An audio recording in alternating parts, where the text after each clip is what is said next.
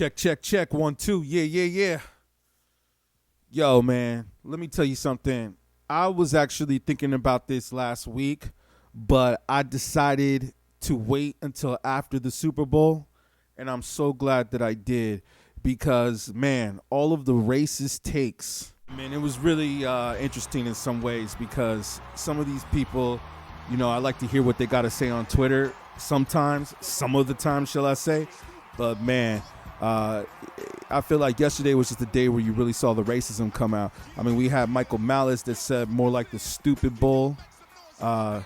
This one guy who I don't really care to follow, but he was just saying that was a halftime show full of criminals. Shameful. Oh, my God, ladies and gentlemen, I don't think it gets more racist than that. But then it actually did. Last night, of course, was the Super Bowl. And I have to say, the power of capitalism to basically use whatever it can, whatever's at hand to make money is truly astonishing. It was kind of bizarre to watch the Super Bowl, particularly the halftime show yesterday, and note that all these people who were rebels against the cause, these were folks who were rebelling against the system, systemic racism, here they are being paid by the NFL, which is one of the biggest corporations in America, to make money and make ratings off of a group of people who in any sort of normal circumstances would have been canceled years ago. Let me stop it right there. First of all, people ain't getting canceled back in the 90s. So when you were an adolescent, that's when Dr. Dre and Snoop Dogg were like at the peak of their career, which, I mean, after the Super Bowl, they kind of still are. But they're at the peak of their career, okay?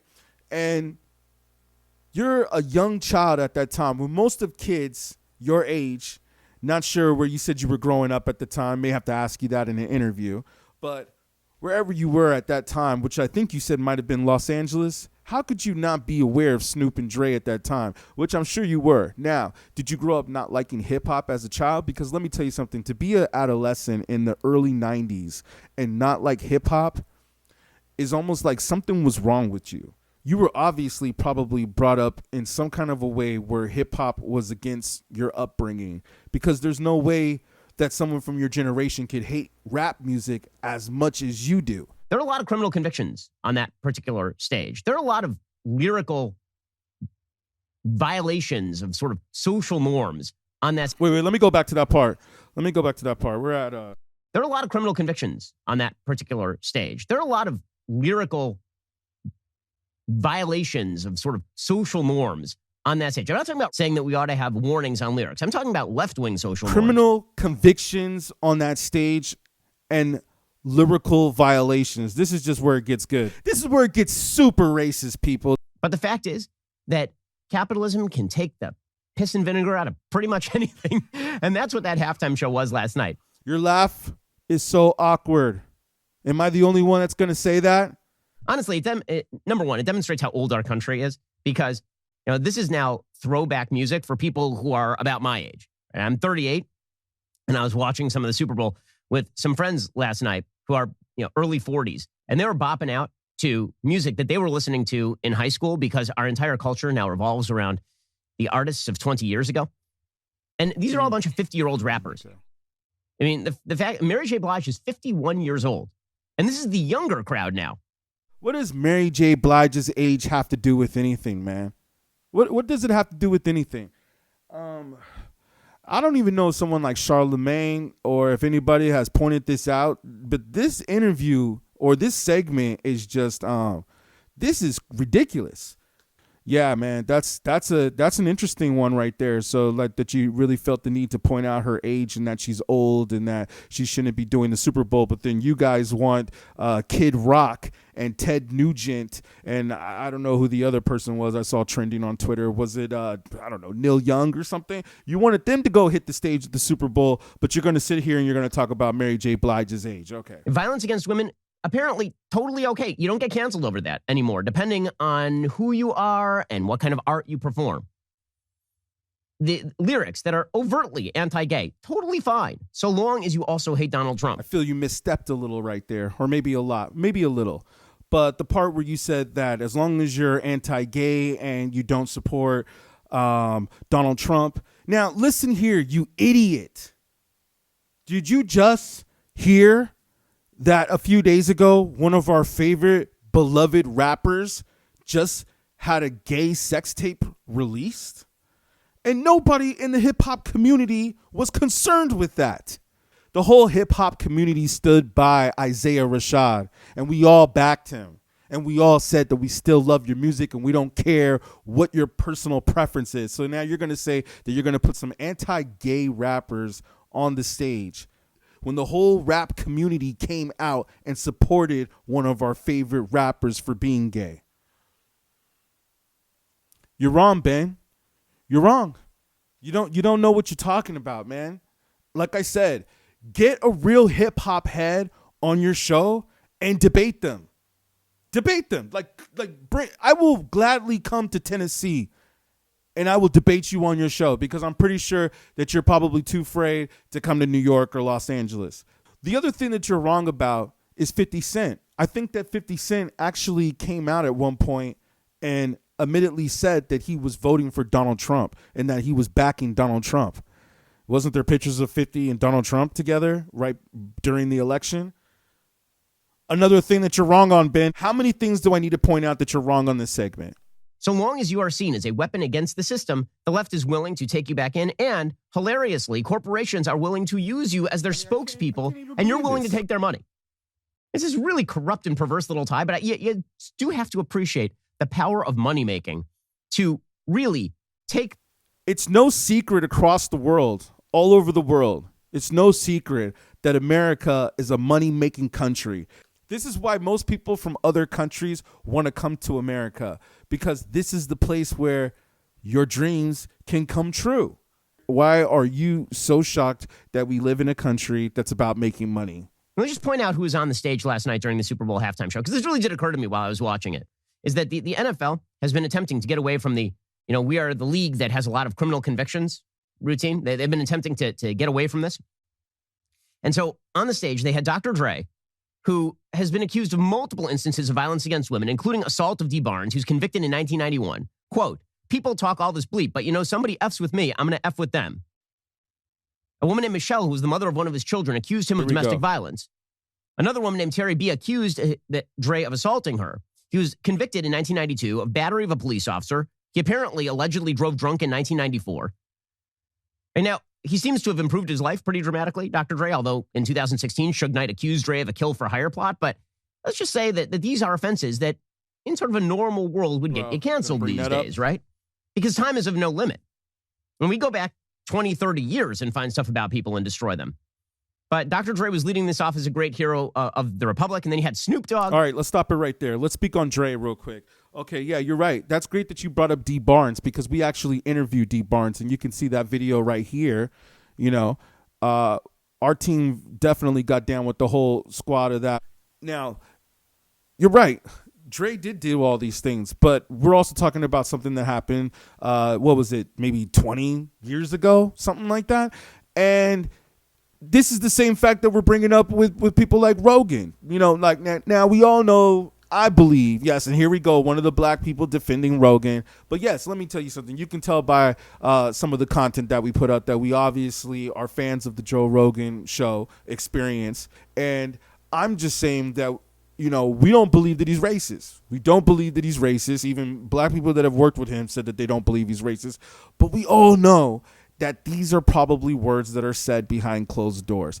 And we want to say this, that I'll get into the N-word later because that's another interesting thing that will come up. You want to bring up things that these rappers, these rap artists did 20 years ago plus. You're getting mad that people are doing the same thing for Rogan. This is what people do once you become famous. Obviously, you go and you run the criminal record on every rapper, but especially every rapper that's going to perform at the Super Bowl. Then you had Snoop Dogg, who, of course, has been arrested for everything from cocaine possession to first and second degree murder. He was acquitted on those charges, but arrested for them, to drug and firearm possession, to implication in a rape case. He wasn't arrested for that, but there was an implication that he was involved. He was last arrested in 2012 for possession. And Snoop Dogg, of course, is now a hero of our culture. And by the way, in January, he cut a song that included the following lyrics. And I know it's always a risk when I read lyrics, so we're going to take this slowly. Okay, this is the following lyric. It was in January of this year. Quote, All you N-words out there, take your guns that you're using to shoot each other and start shooting these bitch-ass MFing police. That'll impress a MFing N-word like me. But you know what's really interesting is that you couldn't say anything about Kendrick Lamar. You couldn't say anything about Kendrick. And we all know that K-Dot is one of the greatest MCs to ever put out any type of music. I don't care if it's hip-hop, poetry, jazz, rap, rock, whatever you want to call it. He's one of the greatest artists of all time. Not just this generation, of all time. Kendrick, to me, is the most electrifying vocalist of this generation. Would you agree with that? I absolutely would agree. Yeah. I would agree with that. Kendrick is at the very top tier of lyricists, not just of this generation, but of all time, in my opinion. And I noticed that you couldn't, Ben. You couldn't say not one thing negative about Kendrick. As a matter of fact, I've noticed that if you can't say anything negative about it, you don't even bring the subject up. You kept Kendrick's name out of your mouth through this whole entire segment. Because why? Because he's one of the greatest and you know it. And not only that, on a criminal background check that I'm sure you ran on him, you saw that he has no criminal record. Yeah. Can we get a round of applause for that? You know what I'm saying? Can we give it up? You know what I'm saying? For a black man out of Compton, California, where the odds are stacked against you, doesn't have a criminal record, and grew up to become a multimillionaire. Man, if that's not one of the greatest success stories, I don't know what is. You were never oppressed by the police. So, of course, someone like you was always going to take their side. I mean, this is why, thankfully, they had Kendrick take out the word popo. But I still love the fact that Drake kept doing this. Still not loving police. Let's run it back one more time. Still touching the beats. Still not loving police. I still rock them khakis. I know that makes you conservatives so angry. I know it does. You got 50 Cent up there, who was arrested in 94 for cocaine trafficking, in 2003 for criminal possession of a weapon, for battery in 2004 for jumping into a crowd to go after a person who threw a water bottle at him, in 2013 for 5 criminal charges, including 1 count of domestic abuse, domestic violence. And normally this stuff sort of gets you, I thought that this was bad. I thought that even according to the left, I thought this stuff was bad. No, not so much. Saying the N-word while reading things like rap lyrics. Now, this has been a widely debated concept in American life for quite a while. Like, to pretend this has not been sort of a controversial and widely debated concept is very silly. So I, as an individual who's on media all the time, I never say the N-word ever. I will never say the N-word because I know the rules. And I also know the deliberate way in which the left takes people out of context. They've been doing this for years. If you use the N-word in order to condemn people using the N-word, or if you say people should not use the word bleep, but you say the N-word, they will cancel you for doing that. Okay, that's how sensitive this word is. But there has been this widely fraught debate over whether if you are saying lyrics in a song, you can use the N-word if you are white. Now, to me, this is the stupidest thing in the world. If there's a lyric in a song and people are allowed to repeat it, everybody should be allowed to repeat the lyric. Obviously, it's not meant as a disparaging term about black people if it's being used in a lyric of a song.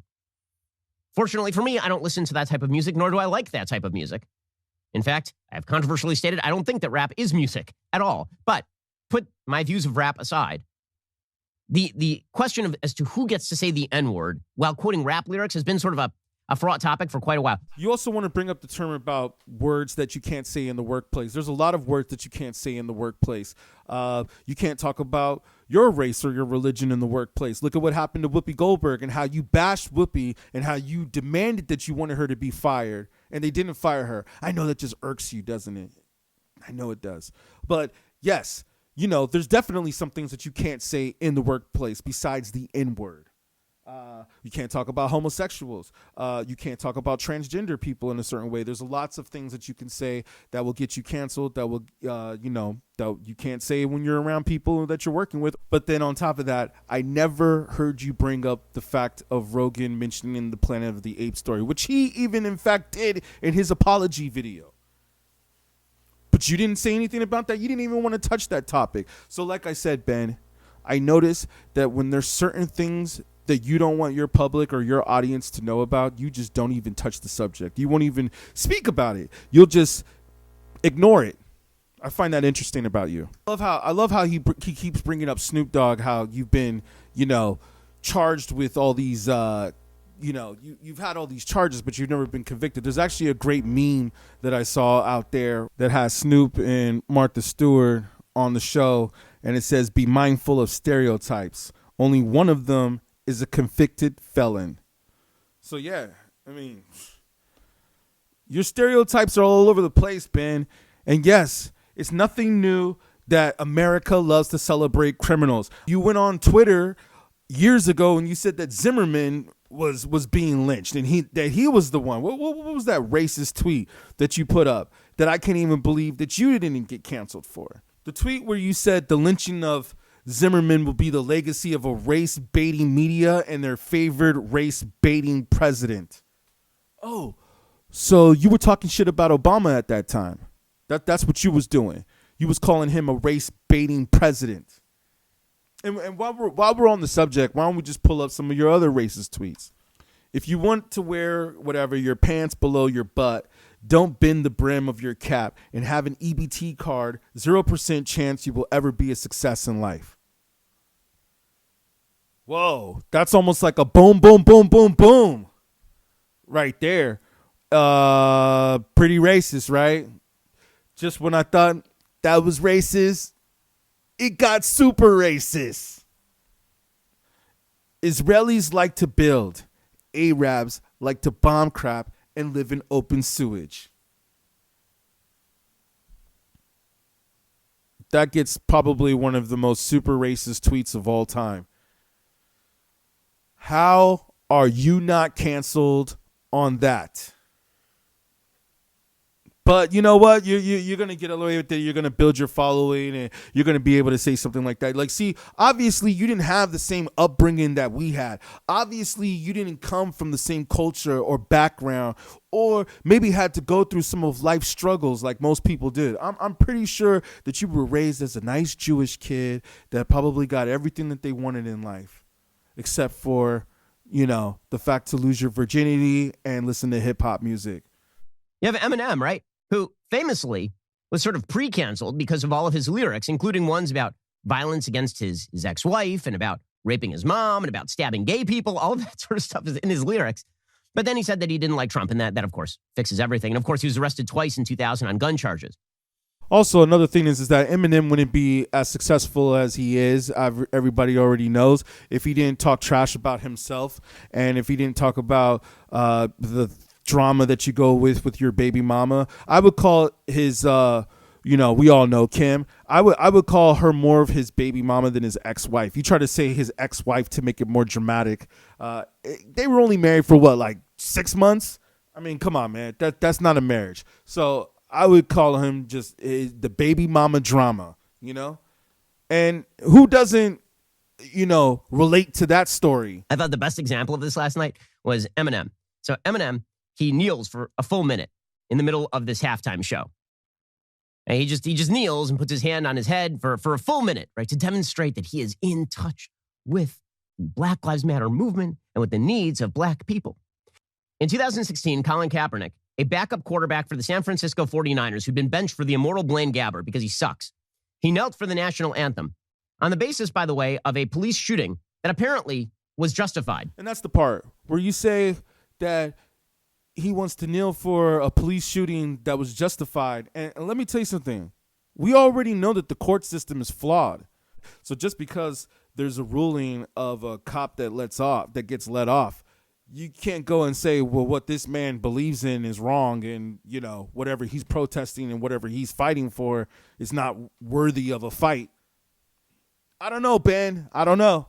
Which is why you have Roger Goodell saying, oh, yeah, of course we're racist. Of course. Also, if black Americans, if you can give us more of your money, in fact, we'll have a halftime show featuring many of your favorite artists, as long as you keep giving us more of your money. If we say we're racist, will you give us more of your money?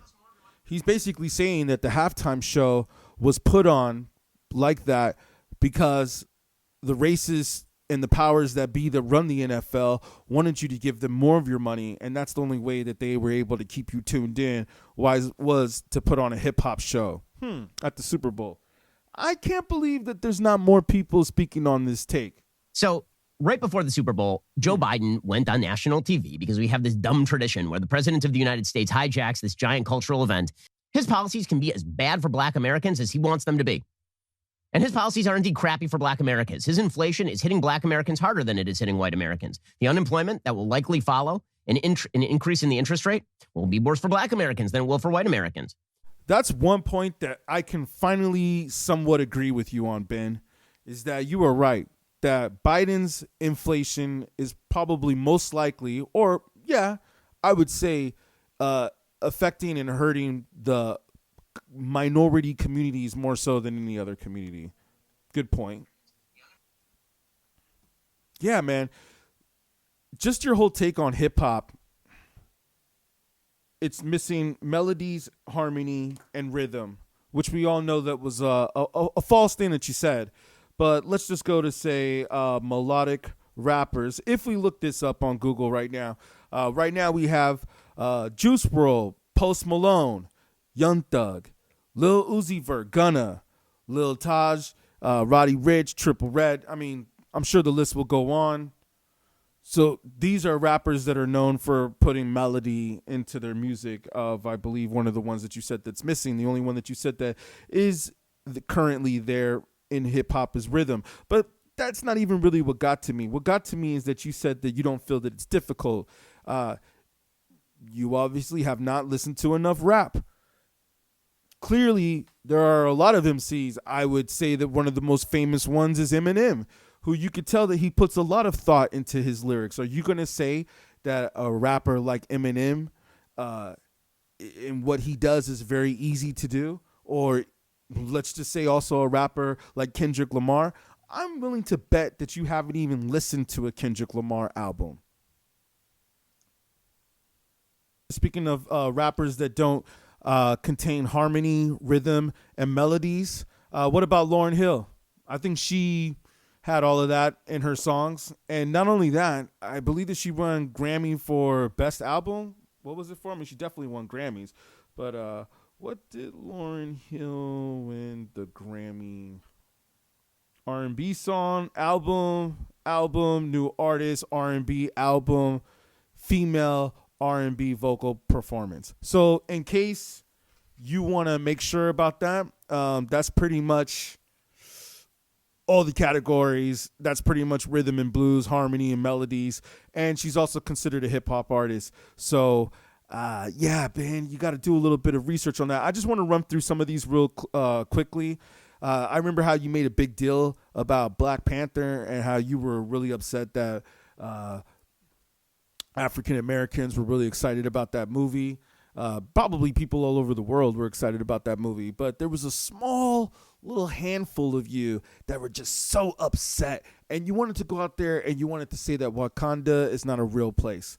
Hey, people last week were saying I was very upset that there was this movie being made. No, I'm not. I don't care whether the movie is made. It was a good movie. I enjoyed it. What I care about is that the media are treating this as some sort of glorious moment. Like, this is a very, very important cultural moment. It's not a very important cultural moment. I'm sorry, it isn't. There have been blockbusters with black leads, black comic book characters in films, including Nick Fury, hit movies primarily about black people for years, critically acclaimed movies about black people for years. In the last 5 years, I think, 12 Years a Slave and Moonlight both won, both about black people. So the idea that Americans are not willing to go see a movie with primarily black people, like, what are you talking about? I just don't see the evidence for any of that. People saying they love the movie a little more than they do because they want to prove that they went to see a movie with black people and liked it. I think that's really dumb. The movie's good. So it's not just it's important for black kids to see a black superhero, which I find a dubious measure. I don't think it's important for white kids to see a white superhero. I think it's fine for white kids to see a black superhero, like Black Panther. I think it's fine for black kids to see a white superhero. I don't care. It makes no difference to me. There's a fictional kingdom that does not exist because none of this exists, right? It's Marvel Universe. But we're going to pretend that it does exist for purposes of this conversation, because when you analyze the politics of a film and the messages that are being promoted by the film, you have to take it on its own terms. So here's what's going on. There is a country called Wakanda. Wakanda was hit with a meteorite that is filled with vibranium. Vibranium is basically unobtainium. It is the greatest metal that has ever been created. It can heal spinal wounds. It can give you visions of your forefathers. It can do anything, vibranium. It's just unbelievably cool crap. And it can turn your entire civilization, apparently, so long as there are no white people in your civilization, it can turn your entire civilization into a fully westernized, fully liberal place with gay rights and women running the military and women running all the science, running all the science institutions and all this.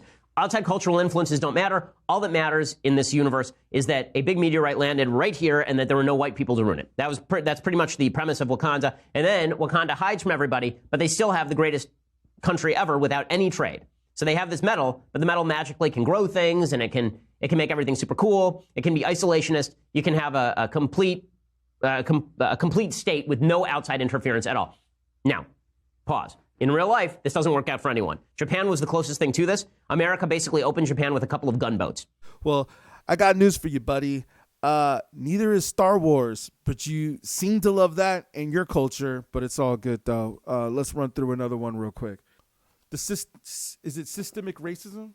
People that are trying to come up in this world. The whole 40 acres and a mule thing that was promised, we never got that. I think there was even a statement. Let me just... don't quote me on this, but I think I was just reading online where you had made a statement once that you said that the Civil War was, I believe, an apology. We can try to search for this. Let's just search for this to try to see if we can be a fact checker on this, because this is a pretty racist statement. Yeah. I mean, it's all over. It's all over right here, Twitter, I guess. Yeah. So, okay, good. I just want to make sure that we confirm that, because Ben, that was pretty racist. And if you're going to tell me that what you just said right there wasn't racist, and it's interesting because I've heard other rappers like Talib Kweli, who, is working with Dave Chappelle, who it seems like you actually like Dave Chappelle. So maybe you heard of Talib Kweli. He's one of the rappers with Mos Def. Or he goes by Yasin Bey now, but they're on the Black Star. Yeah, he actually called you out and said that you were white supremacist. So I don't know if that's true or not, but I mean, hey man, when you're making statements and posting tweets like this, it's kind of hard to not think that you are one. Yeah, man, we're talking 400 centuries, yo. 400 centuries. 400 years of conditioning. I believe that there's even a saying out there that was like, man, you've been conditioned so much that even your conditioning has been conditioned. 400 years, yo. You don't think that that's going to affect the next generation? You don't think that that's going to mentally do something? And yeah, man, we can all agree that hip hop, rap music right now is not in a mental state. Financially, yes, but mentally, possibly not, possibly not. But yeah, if I just go through this systemic racism for a minute, I know how some people out there will say, oh, well, you know what, there's more white people on food stamps than there is black people. Let's just take a look at that real quick. Okay, so according to this, we don't know how accurate this is, but I think it's pretty accurate, because according to my notes, it says it's about the same numbers. 37% are white, 26% are African American, 16% are Asian, 3% Native American, and about 2% is unknown. Okay. But let's look even deeper into that, and let's go to Google and let's see how many white people are in America. Can we look that up? I believe I have a screenshot of that. So according to the U.S. population, currently the white population makes up the vast majority of the United States population, accounting for some 250.56 million people in the United States. And it looks like that survey was just done a few years ago. So we can just assume that these numbers are growing. 250 million, right? Well, let's look at the black population in the United States. And what do we have? So according to the census, it looks like we have, and how many black people do we have? 40 million, 41.99, but we'll say, round it off. It's about 40 million. So we're comparing 40 million. Is that correct? To 250 million. I mean, no wonder there's more Caucasian people on food stamps than black people. I believe that I was hearing an interview, and one lady had said that in order to get these corporations, that are running the world, like the Targets, the Walmarts, the gas stations, just Amazons, all these big time businesses.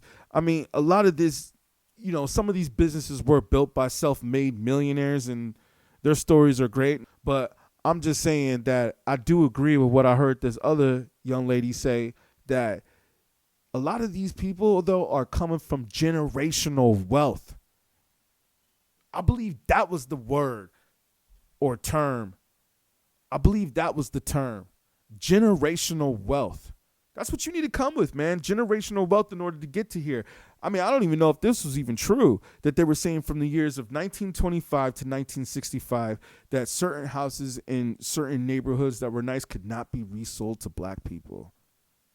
So there was obviously a system that was in place and that was designed to keep them down. And now you wonder why you have people writing songs and writing the type of songs that they write. Which brings me back to say to you that no, you cannot use the N-word, and no, you cannot repeat the N-word, because the N-word is a code word for people that have been through a certain type of struggle or that have gone through certain things in life. You see, I don't usually always use the word myself because, I feel like it's not necessary, and I just don't really like the word myself. I only use it certain times because maybe I just want to get your attention or whatever it may be. That's the only reason why I use the word. But other than that, I don't care to really use that word myself. But if you're a white man that feels that you should have the right to use the word, then go ahead, whatever floats your boat. I'm just trying to tell you that you obviously don't come from the same background. I mean, come on, man. You don't even like hip hop. The term or the word Nigga is a hip hop term. Tupac said it best, man. There's a difference between Nigger and Nigga, which I have said before. Tupac said it best, man. The one ending in ER is basically cats with ropes around their necks hanging from trees. The ones with GA at the end are cats hanging out at the clubs with gold chains around their neck. There's a difference. Y'all gotta know the difference, man. Y'all gotta know the difference. I don't think that you know the difference, and that's why you don't have the right to use the word, because you don't know the difference. And then it's interesting how, in your organization, you got people like Candace Owens that work there, but you know that she's a big-time Kanye West fan and that she works with Kanye. Now, to bring up Kanye as well, that, you talk about all the celebrities that weren't wearing masks at the Super Bowl show. Well, Kanye was, okay? But yeah, Candace Owens is a big time Kanye West fan, and that's great that you have her, an African American, working at your company, the Daily Wire or whatever it was called. How many, as you like to put it, people of color work within your organization? You know what would happen to my employees if they came to me and they said, you know what, some of this podcast host comments are making me feel drained, frustrated, and unheard. I'd say, that's nice. Go to work. Really, I'm sorry you feel that way. I can disagree or I cannot disagree. I don't undercut the hosts on this platform.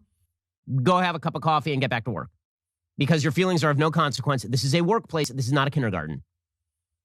The fact that the CEO is now kowtowing to the 21-year-old woke employees means the death of his company. Never going to kowtow to my 21-year-old interns here at the Daily Wire because I'm not a moron. But apparently they are over at Spotify. So negative. This is not really a great review that you have on Glassdoor if this is real or not. Yeah, this person basically went on to say what it's like to just be around you, man. And that they rejected the next day with an automated email and zero feedback. How people just can't stand not getting that feedback these days. I found it interesting that they went on to say that they felt that it had to do with them being a homosexual rather than their lack of skills, and that they regretted wasting their time with you, and that felt that you were a quote unquote racist or hateful company. So you got people right here feeling that you discriminated against them, Could it be true? Maybe it's true. Maybe it's not true. But, there's a lot of people out there that are saying that you're racist, man. A lot of people, and it's starting to look like that. And I think that you're just using rap music as an excuse. I would love to sit down and talk to you about this, man. I mean, because I feel that you haven't really been educated in the proper way and what rap music is and what hip hop is, and that they're actually two separate things. I don't think that you've really been, educated on the culture or been around somebody that can really, show you where this came from, like KRS and people like this would say that, hip hop came from an oppressed culture. These are people and kids that grew up in the inner city that were oppressed by the police, that couldn't get the good jobs, that couldn't maybe go to the good schools, that others got maybe, let's say, a little bit of more privilege to go to. This is where rap music came from, that the mainstream tried to deny, that mainstream culture tried to hate on, that tried to not let it become as powerful and as successful as it has become. So that's why the Super Bowl was a big moment in time. This was a big moment in history for the culture of hip hop, really, especially for where hip hop came from and where it is today. And I know that it just makes some of you conservatives so upset. But yeah, Ben, I don't think you really have the knowledge, man. And I think you're missing some parts of the culture, or actually missing a lot of parts of the culture. And man, I'd like to sit down with you and talk to you about this. Talk to a real hip hop head. You know what I'm saying? Like, please invite one on your show that can like really talk about where hip hop came from and the struggle that we went through. And why we write the songs that we write. I want you to, like, you know what I'm saying? Like, really sit down with someone that understands the culture to break it down to you, because obviously you're lacking a lot of knowledge, intelligence, and for mostly you're a little ignorant on the subject, man. So yeah, I hope we can make that happen.